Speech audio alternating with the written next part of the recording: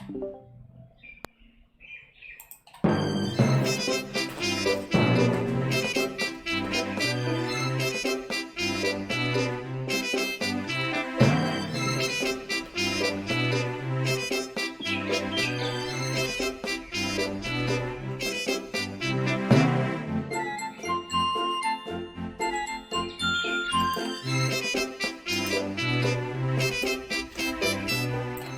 now is Talkin Indie with Sandy Marie.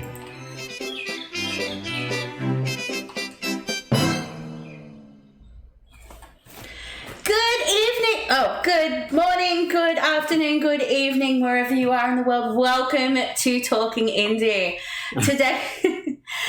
Today we have Gary and Jason from Seagull Entertainment here to talk to us about their mobile game Into the Reveries. How are you guys this evening?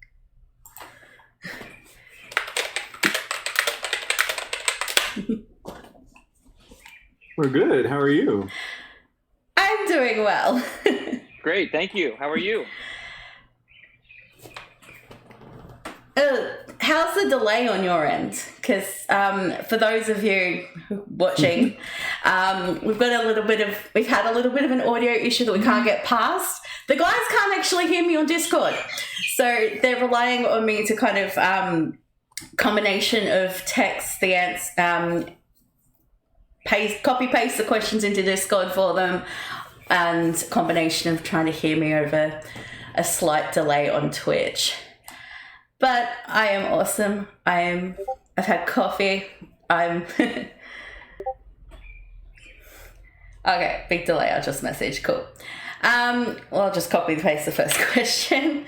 I'm fully caffeinated too. Okay, well, the first question, how did you guys get started with game development?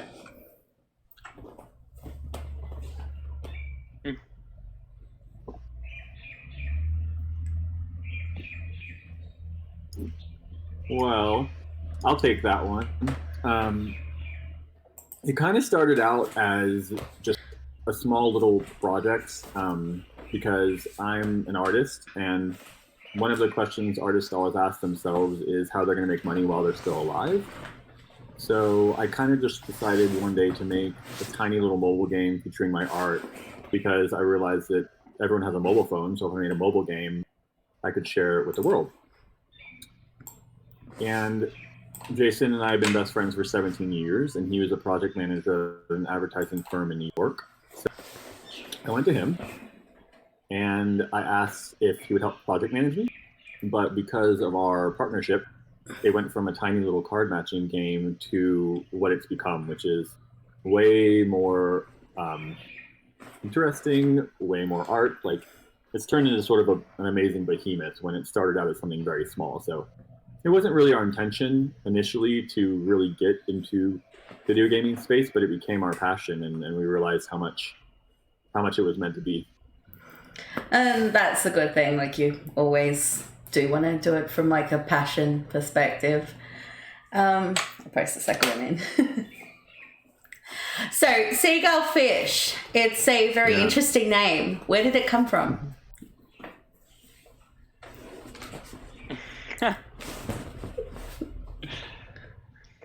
Jason? We've been friends for 17 years, which is a very long time. And we met in college, and naturally, being that we met in college and became best friends, we started taking a lot of classes together. And one of the classes that we took was a public speaking class. I'm a little bit more comfortable with public speaking than Gary is. So we were trying to think of ways for when it was his turn to get up and talk in front of the whole class. We were trying to think of ways to help him become more comfortable. So he's obviously very good at drawing. And he's like, you know what, I'll kind of give a walkthrough of how to draw a human face.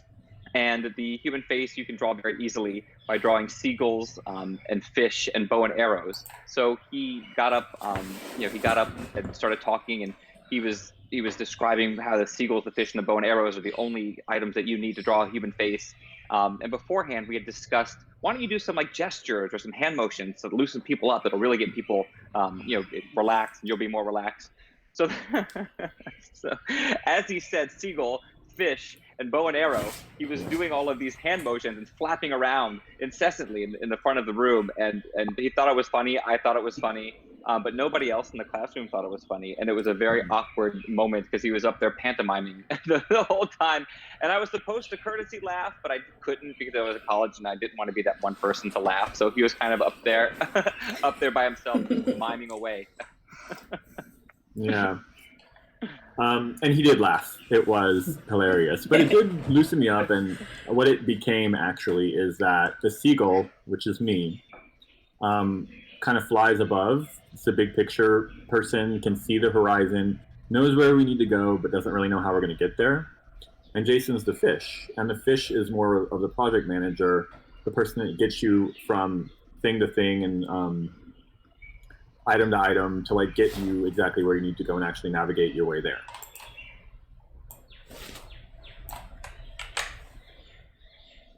That's how we justify it anyway. Okay, so what inspired Enter the Reveries? Okay, inspiration. I can take a few things. The biggest thing I would say was that I think artists need to have a way to make money while they're still alive. And so the mobile game just really seemed like a good vehicle for that. So I wanted to make a game showcasing my own art, so I did it in 8 different art styles.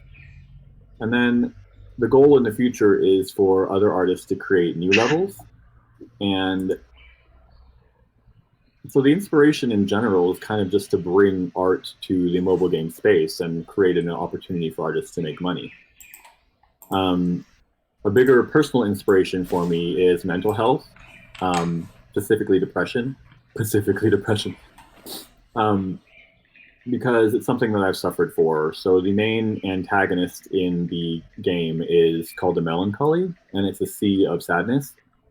And that was inspired by my own mental health, and a bigger inspiration is my mom, because she was always a huge cheerleader for the game, but she got sick about 2 years ago, maybe, yeah. And she passed away.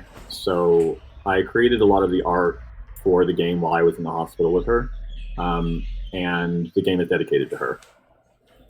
Yeah, mental health, I think, is something a lot of us can relate to. And I'm very sorry to hear about your mum. She sounds like she was a very supportive and uplifting I appreciate person. Did I copy that? Yeah, for sure. So Enter the Reveries features a very distinct and a frankly very beautiful and gorgeous art style. How hard was it to tell a story in these 8 different art styles?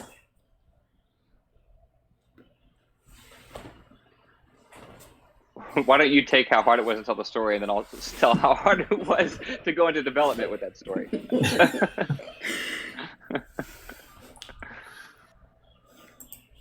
Okay. Well, the short answer is it's actually not hard at all. I just think it hasn't been done before yet.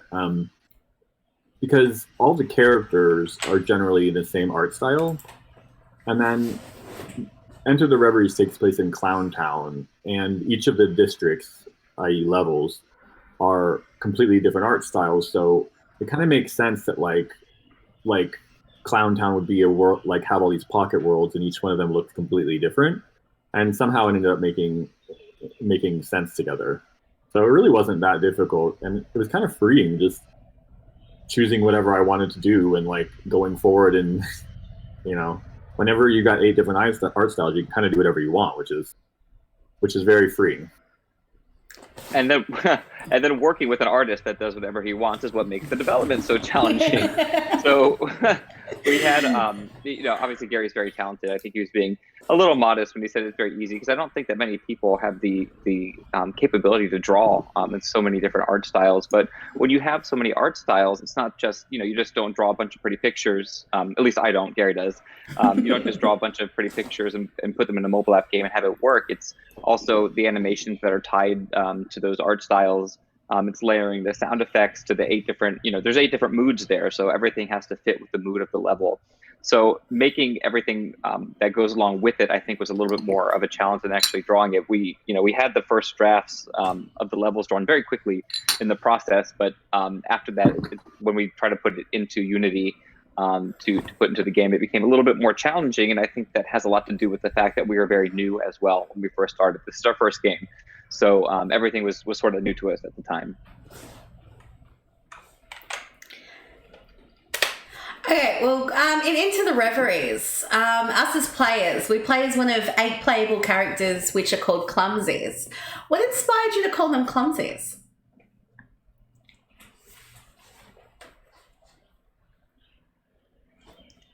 Well, I know that this might not be a popular opinion, but I think clowns are sexy. Like, I'm attracted to clowns. And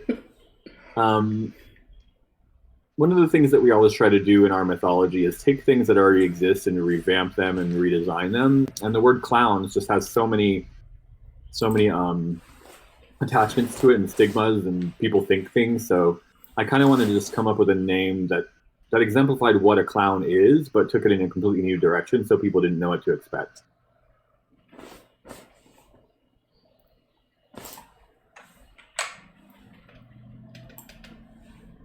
I've never been asked that question before. I'm really proud of the answer. It just came out of me. Thinking on your feet. Uh-huh.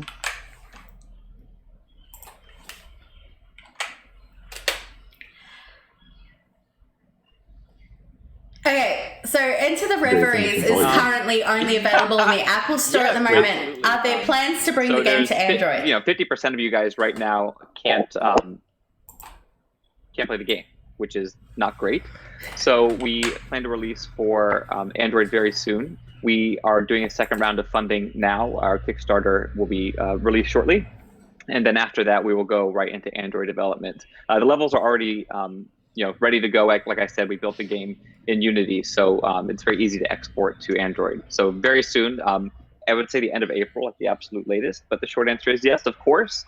And Steam as well, and then eventually Nintendo Switch. Okay, so Enter the Reveries, we've established it's a mobile game. What compelled you the decision to go down the mobile gaming route instead of PC or console gaming?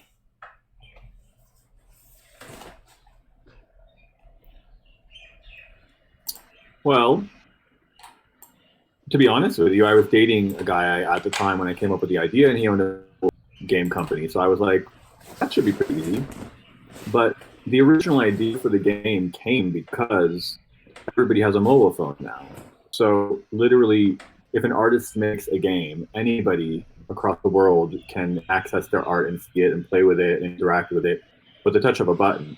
So basically, it was because of the global reach. I think that mobile games right now, they're kind of like, it's like a Vegas casino. It's super simple, easy games, but like there's a lot of potential there to create really amazing experiences. And the global reach of everybody having a mobile phone is way more than the global reach of everybody having a console. So it was really just a matter of being able to get to all those people because they already have a phone like in their pocket. Okay, so what exactly are Reveries?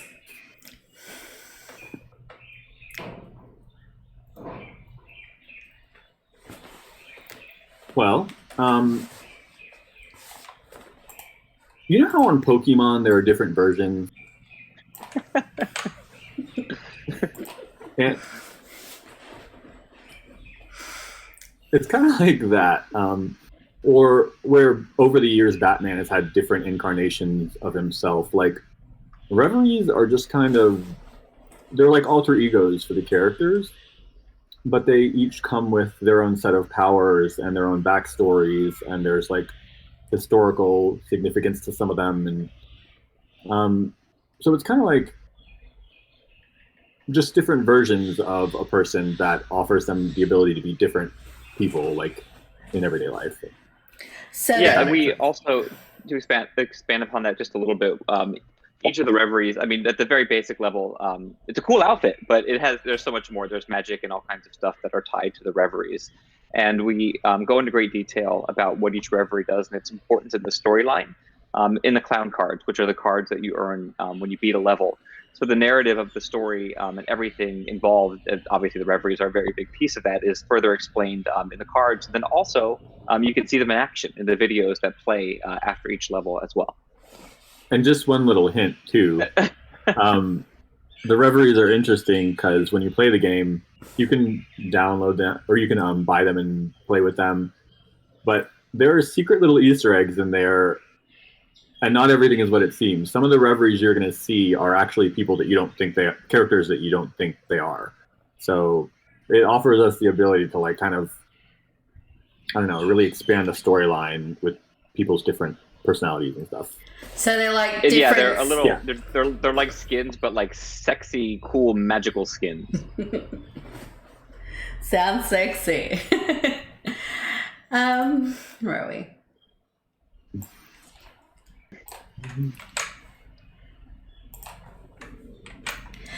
So you mentioned clown cards. What are these and how do we obtain these in game?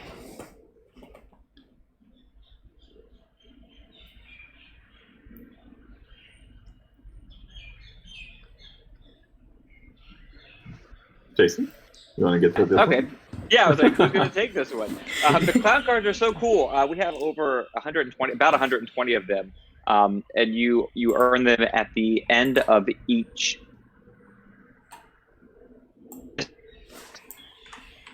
So after you play the 3 stages in a district, you earn between 1 and 3 at the end of each one, and you earn them simply by completing the level at different percentages. So what I mean by that are they're quints, little blue potions, throughout the entire, throughout every single stage within a district. The more you collect, the more clown cards you earn. But that doesn't mean that you get them all in one fell swoop. You have to keep playing and keep earning the clown cards until you've received all of them at the end. And you can check this by going to your clown cards menu on your, on the game. And when a particular district's clown cards are all in color, you have them all. But there's a lot, and it'll take a while. But it's totally worth it because it's about a 50-page graphic novel when you read them all together. Yeah, to expand on that, essentially, when you unlock the clown cards, you're getting a lot more than just a little card. There are pages and pages of mythology and lore that go along with it. And the clown cards tell you all the backstories and the side stories of the characters. If you unlock them all, there's another level of storyline that takes place in the past that you didn't even expect. If you unlock all of those, there's another level of storyline. So the clown cards are kind of the point, because what we're really trying to do with this game is tell a story and expand that story. It's a story that never really ends, and the clown cards are the way that we do that. So unlocking them is kind of the point of the game. And what role do relics play in terms of the gameplay? Yeah, so relics are power-ups that you can earn through, that you can buy. But you start off with a few of them as well. So there's rockets that will propel you across with the level. There's a snake spring that will stop you from falling. There's a shield that will protect you from getting hit. So the relics are very important in the game to kind of get you past, get you over the hump if you're stuck. And they're also like really cool looking. So you should definitely check them out and buy lots of them.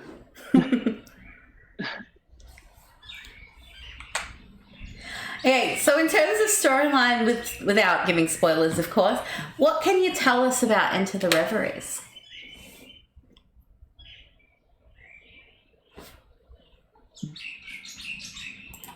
Well, storyline-wise, as I said before, like the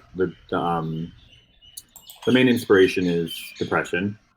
So the antagonist of the story is this wave, like the sea of sadness called the melancholy, and it's released by this villain named Rorschach, who's the mastermind. And basically, he's doing this because he's really unhappy. and he wants everyone else to be as unhappy as he is. But the sea of melancholy is crashing over Clowntown and spreading through the district, and it's sucking people in, and they're succumbing to it and just becoming part of this sea of like malaise. And so your goal is to not succumb to it and to get through the levels and lock up those districts so that the melancholy gets stuck and can't escape past Clowntown into the real world.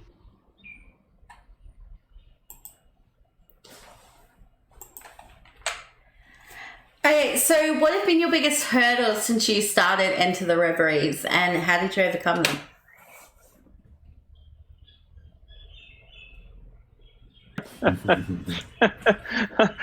It's all you, Jason. Yeah, so it's so funny because we were just, I think I mentioned, doing a Kickstarter, and this is one of the questions that we asked ourselves on the Kickstarter. So I will give a less generic answer. So I said everything, because it's true. Everything is always a hurdle when you're a startup. But the example I like to give is the name of our game. So when we first started, the name of our game was Escape from Clowntown. And after several months, probably actually over a year into this, we found out that the name the name Escape from Clowntown was already trademarked by someone else. So we had to go back to the drawing board and change the name, which is cool because this name is much better and makes way more sense. But Enter the Reveries, we had to swap out Clowntown for Enter the Reveries on all of our advertising materials, everywhere we had it in the game. We had to get a new trademark. We had to go through all the legal paperwork again. It really just set us back. So as far as obstacles, that was a pretty big one. Also, our initial developer kind of left us hanging for over a month with no response. So we were working along, and she kind of disappeared, which she did a lot, but this time it was for a month. And she had sole control of our game from a developmental standpoint. So when your developer and the person that has your game code disappears for a month, it's scary and horrible, and we switched developers, but that was also a pretty big obstacle. Yeah, Escape from Clowntown. It kind of sounds like an FPS game where you shoot clowns. It does sound like it. Yeah, we can make that game. We can make it a mini game, a clown shoot game.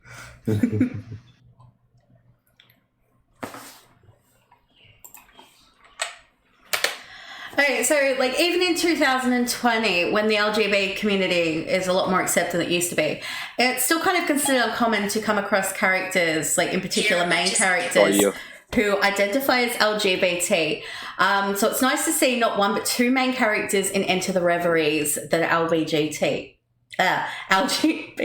I'm stuffing that up. What are your thoughts on the current LGBT representation in video games?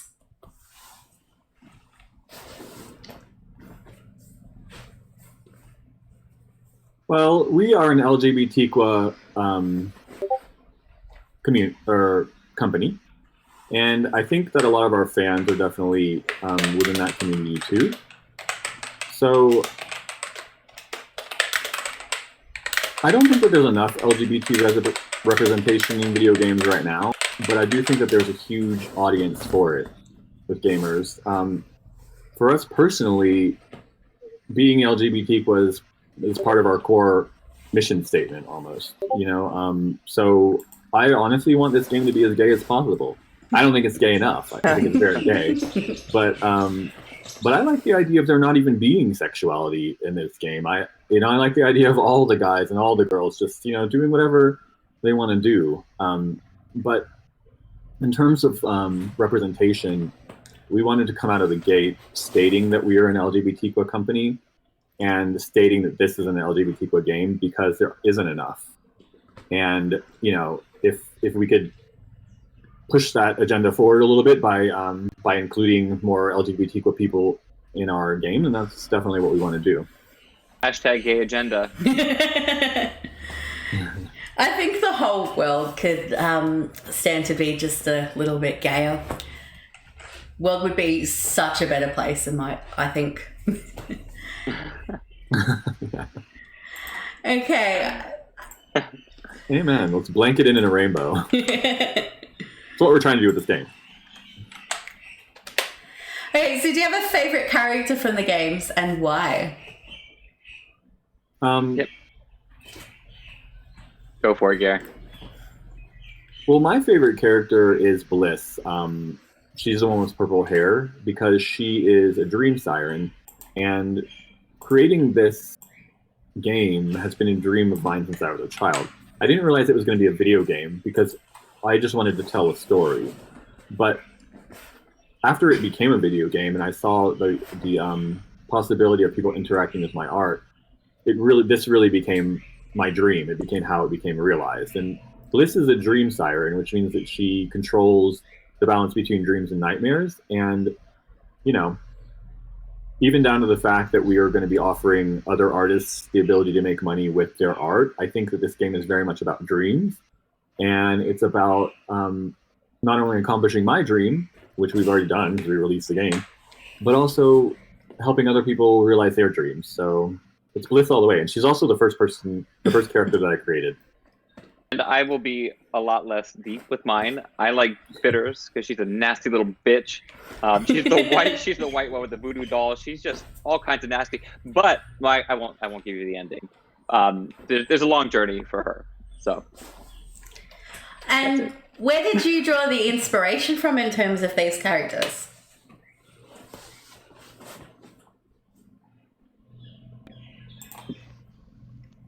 You know, it's weird, but it started out with just Bliss, and the whole game kind of went this way. I didn't really have any characters in mind particularly, but they all sort of just came out of me, and I've actually never even artistically created anything very colorful before this. But like once I started creating the characters, they all just sort of like flew out of me, and I can't even honestly explain it. But I did try to like include characters from different walks of life, different like tropes that I liked over the years. Like there's like a sky pirate, and there's like a voodoo queen, and like a mystical gypsy queen, and so I kind of just took like all of my favorite archetypes from different comic books and video games I played over the years, and tried to include them all. As you can see, it's very everything but the kitchen sink, our strategy to that. But if I could give you two inspirations, I would say Pokemon, because of the amount of like how you can level them up and how there's different versions, and this thing called Skylanders, which my nieces and nephews played with. And I just kind of like the idea of like having a wide range of characters that you could just upgrade and update and change as you go. Sounds cool.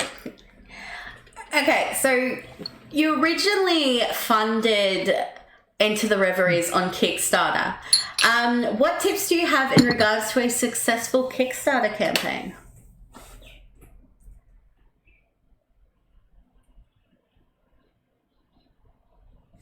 Yeah, so thank you for noticing. We Kickstarter's been good to us. The first Kickstarter that we had got featured on their favorites list, and then the Enter the Reveries one that you're referring to was successfully funded.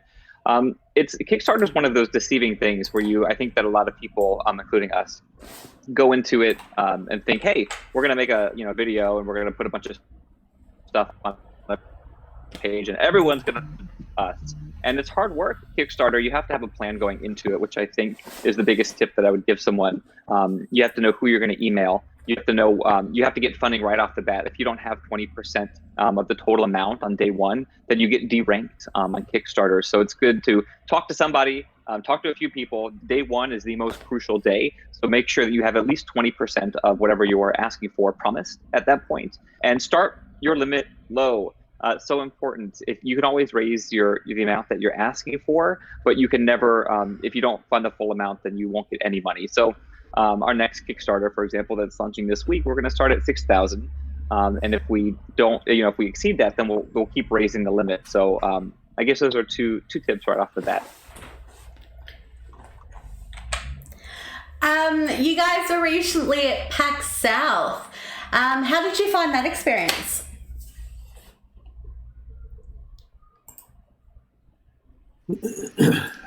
I loved it.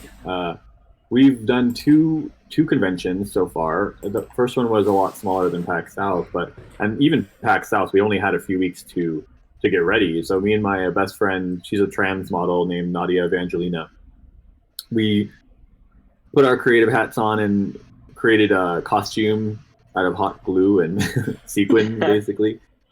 Jason rented all of the iPads and stuff, and we managed to pull it together. But we were part of a booth called PAX Together, which was all about diversity in gaming. So all of the games there were LGBTQA, and it was really, really gratifying seeing all of the gay people come to that booth and just feel like they had their own space, like on the actual show floor, where they could see, just representation, like we were talking about earlier. And then even just walking around and seeing all of our potential future fans, which is like the way I like to think of them, was, I mean, it was just awesome. We felt so much at home, and we want to do as many of these cons as we can. Yeah, I mean, like, I wish when I was younger, I could go to a gaming convention. I mean, I did. I love comic books and I love games. I was, tiny, and I go to these conventions all the time, and maybe the occasional Star Trek convention, but that's another thing entirely. And it was nice to see people there. I would have loved that, to be a gay teen and to go and see that it does indeed get better, and that there are successful gay gaming companies out there. It's such a difference now that it's 2020 versus year 2000. We still have such a long way to go, so it was very, very refreshing. Okay, so since starting game development, have you learnt anything new that you would not have known otherwise? We've learned everything new. It's so crazy the amount of people that we've hired over the years, and then ended up having to do it ourselves. So Jason and I learn new programs all the time. Thank God for YouTube. So anytime something needs to be done, we have to learn new programs. I'm sure that the number of programs that Jason and I have learned is in the multiple digits at this point, and everything from like all the obstacles we faced, losing our developer, changing our name. Jason had to learn contracts, and I started creating fundraising for our company, so I had to learn all about investments and equity. And I mean, when you're a startup, and especially if you're only two people, it's do or die. Like, you either learn that shit or you're gonna go bust. So we honestly learn that shit. Yeah, I cannot tell you how many things that we've learned, but we really love this industry, and we know I've got the next 10 years planned out for our gaming company. In the next 5 games, this is where we belong, and all the lessons we've learned along the way are only going to help us get there, I believe. Yeah, YouTube is definitely an awesome platform, particularly for people who are just starting up. Like, there's tutorials aplenty where you can learn just about anything, and yeah. Where's Max? Are we frozen?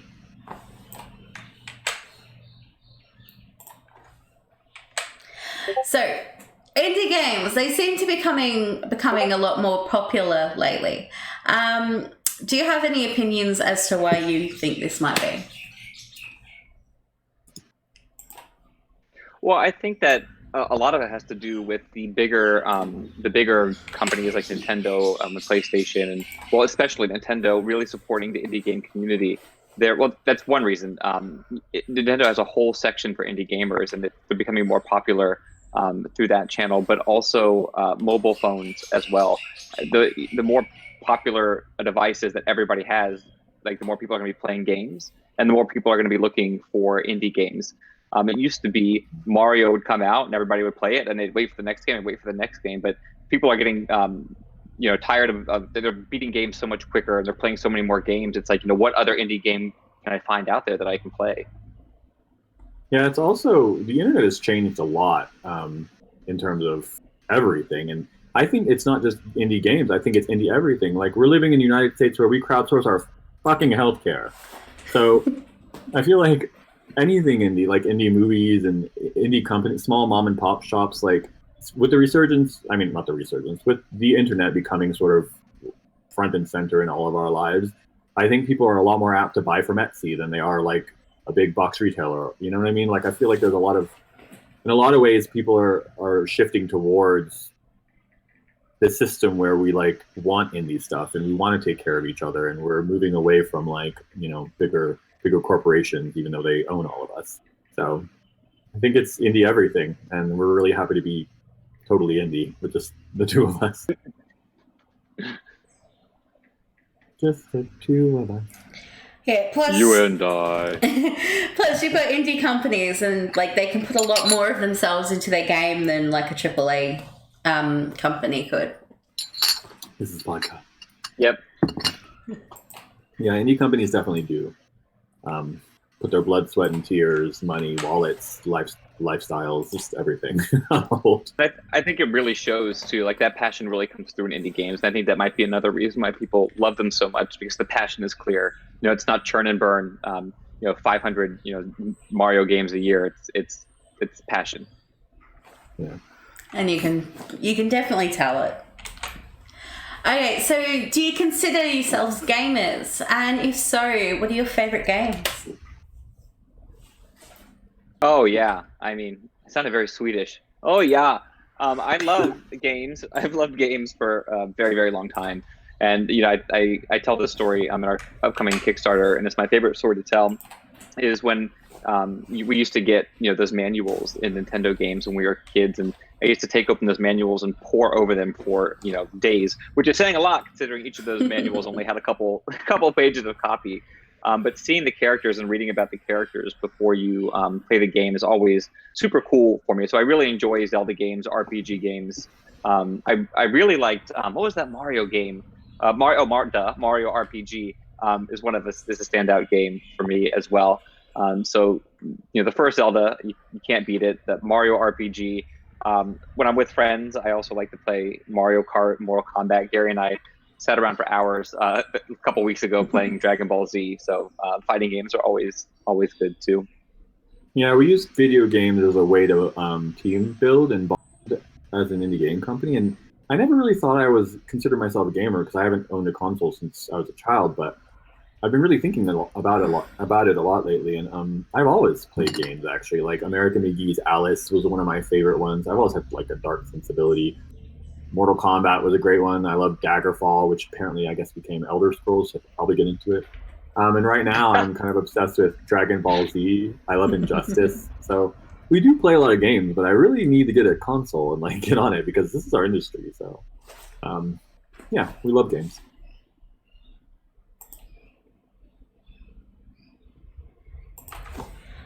Okay, in terms of music, I find the music is gorgeous and it really fits with the levels and stuff like that, because I will admit I have played it. I wasn't very good at it, but I have played it. So how did you pick the music for the game?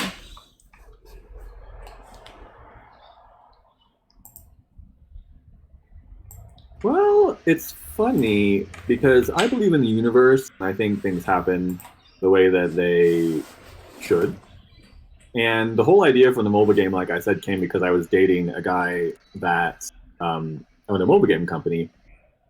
And at another point, I was dating a guy that did music. So we just went to him initially and asked him to do the music. And so then we worked on it together, and obviously we paid him. And then the guy that did the music for the videos that play in between the levels was actually a childhood friend from my hometown of Panama City, Florida.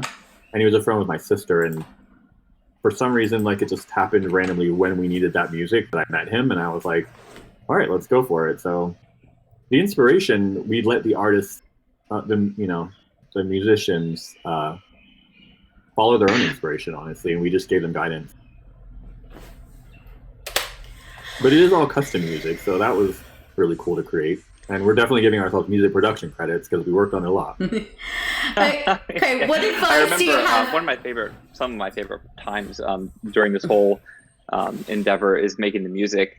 We used to, to go over to that guy's house that Gary just mentioned, just like jam out and like say, oh, what about a flute instead of a harp? Or let's, jam out, let's put a piano in there. Let's make strange noises and repeat it over and over again and put it into the song. So there's a lot of fun memories from making the music for sure. And as far as advice for somebody getting into game development, getting into game development, I don't think is that hard. It's sticking with it. So just know that it gets really stressful. And there's been times where you'll think that you might, you can't do it, or you might want to do something else. It's just too much pressure, but it's always worth it. If you can just get past it and take it day by day and take it one bite-sized chunk at a time, it does get better, just like just like in Gayland. It does get better in development land as well, I promise. If I could give one piece of advice for someone who wanted to develop a game, I would say Actually, if I could give advice for anyone that wants to start a business or do anything, it's find a partner, because without that accountability, this would not be happening. I'm an artist and I'm a mess. And Jason has kept me on track so many times. And likewise, like in times whenever he's feeling really shitty about things, like I've kept him on track. And I think that's why our company is Seagull Fish, because there's a seagull and a fish. And I truly believe, especially with a game or any kind of business, really, you need a creative person and you need an organized person. And when you put those two together, you can make magic. So I guess my number one piece of advice would be try to find a partner that really believes in the project as much as you do and was willing to take some ownership and split that equity and go to town. I can't draw a picture and he can't add a number, but together together we make a great pair. Yeah. So if you could work for a big game development company, would you? And if you could choose the company, who would it be? I've always been a huge fan of Capcom, and I think that might be rooted in my childhood as well. Street Fighter. I mean, who doesn't love Street Fighter? It was a favorite game of mine, and I've always enjoyed the games that they make. And they had they've had really good character development with all of their games as well. So that would probably be the one. I would aside say, from Seagull Fish Entertainment. I would say that I don't want to work for a company. Well, number one, because they take all our damn money. But number two, we want to stay indie as long as possible. Like, we love the idea of being indie. You know, like our company's already owned by corporations and they're destroying it. So I think indie is 100% the way to go. But if I was going to work for a big one, it would be Blizzard, because I have a 10-year plan on how I want to take their market share from World of Warcraft with our final game. So if I was going to work for a big one, it would be Blizzard, and I would go in to try to secretly dismantle them so we can take over.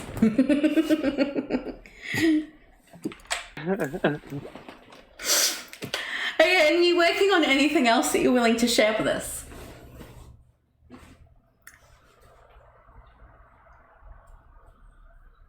Well, Jason hates this, but I already have, like I said, I already have the 5 games that we want to do already planned out. I don't know the timeline on that, but in the downtime that I've had since we've been launching, which hasn't been very much, but I've just been like going really, really hard on our next game.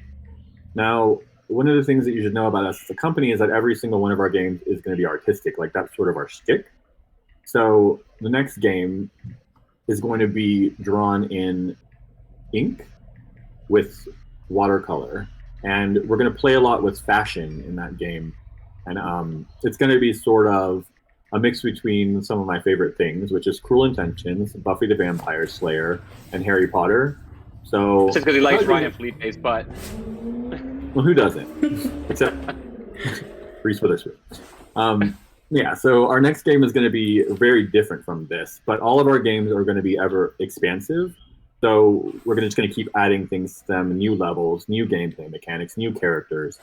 So when Seagull Fish games are going to be, it's like a long haul. Like, we're going to keep going and keep expanding them and keep making them better. And yeah, so that's what we're working on.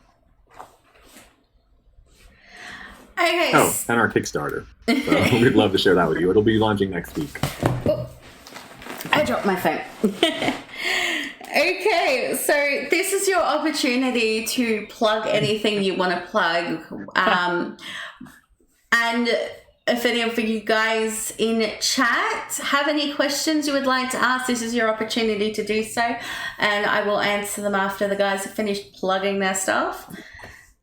So yeah, like any links you can like shout, follow me, buy my games, like all of that stuff. Yeah. Okay. So, like Gary said, Kickstarter is coming soon. We're very, very excited about that, and we can share the URL with you later on when we have it. But yeah, so sometime next week, probably Wednesday or Thursday, if you do a search on Kickstarter for Enter the Reveries, you will see us again. Lucky you. And then also we have some very cool game improvements coming out. I know that you mentioned, Sandy, that it was hard to play or you had trouble playing. But that's kind of a common piece of feedback that we've been getting from people. So we want to make sure that everybody really enjoys it, at least in the first couple of levels. So we made everything a little bit easier. We're adding things to make the direction more clear as to what you're supposed to do. So we've heard our fans, we've heard you, and we've heard people at PAX, and that seems to be a common consensus. So lots of fun game updates releasing next week as well.